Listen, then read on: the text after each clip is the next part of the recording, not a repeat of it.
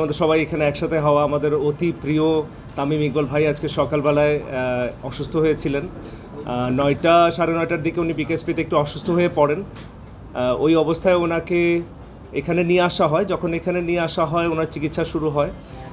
পরবর্তীতে আসলে উনি আমরা চিন্তা করি যে আসলে ঢাকা নিয়ে যাওয়া যাবে কি না। তো বিভিন্ন কারণে আসলে ঢাকা নিয়ে যাওয়া যায়নি, সেই ডিটেলস আসলে অপ্রয়োজনীয়। পরবর্তীতে ওনার অবস্থাটা বেশ ক্রিটিক্যাল হয়ে যায়।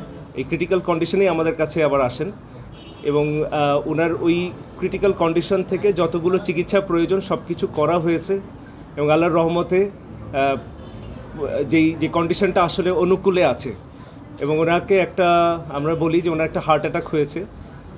এইটার জন্য একটা এনজিওপ্লাস্টি এবং একটা স্টেন্ট করা হয়েছে। আল্লাহর রহমতে স্টেন্টিংটা খুব স্মুথলি অ্যান্ড এফিশিয়েন্টলি হয়েছে। আমাদের যে কার্ডিওলজিস্ট ডক্টর মারুফ ওনার এই একটা স্টেন্টিং করেছেন এবং ভেরি এফিশিয়েন্টলি, এবং ওনার এই ব্লকটা পুরোপুরি চলে গেছে এখন। বাট অবশ্যই আমরা যেমনটা বলছিলাম যে একটু ক্রিটিক্যাল কন্ডিশনে ছিল, স্টেন্টিংয়ের পরেও এখনও উনি অবজারভেশনে আছেন এবং ক্রিটিক্যাল কন্ডিশনে এখনও কাটেনি, এটা একটু সময় লাগবে। আর আমরা সবাই ওনার জন্য প্রাণপণ চেষ্টা করছি এবং আপনারা সবাই দোয়া করবেন আমাদের প্রিয় তামিম ভাই যেন আবার আমাদের মাঝে সুস্থ হয়ে ফিরে আসে এবং আবার খেলাধুলায় জয়েন করে। আপনাদের সবাইকে ধন্যবাদ। আমি ডক্টর রাজীব, এখানে মেডিকেল ডিরেক্টর হিসেবে আছি। আমাদের রেসপেক্টেড সিও স্যার মোহাম্মদ তৌফিক বিন ইসমাইল স্যার আমাদের হেড অফ দ্য ইনস্টিটিউট। প্রয়োজন ছিল, আল্লাহর রহমতে আমরা করতে পেরেছি। আমরা হোপফুল যে উনি আসলে ভালো হয়ে আমাদের মাঝে আবার ফিরে আসবেন। আপনারা সবাই দোয়া করবেন আমাদের প্রিয় মানুষটা যেন আমাদের মধ্যে ফিরে আসে।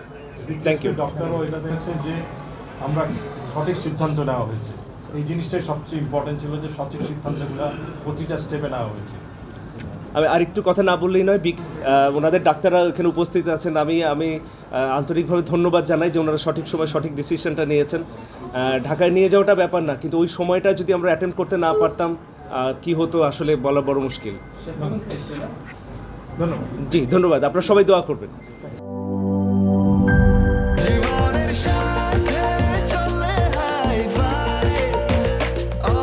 স্বাস্থ্যকর অল টাইম, সব সময় অল টাইম হেলদি লাইফ।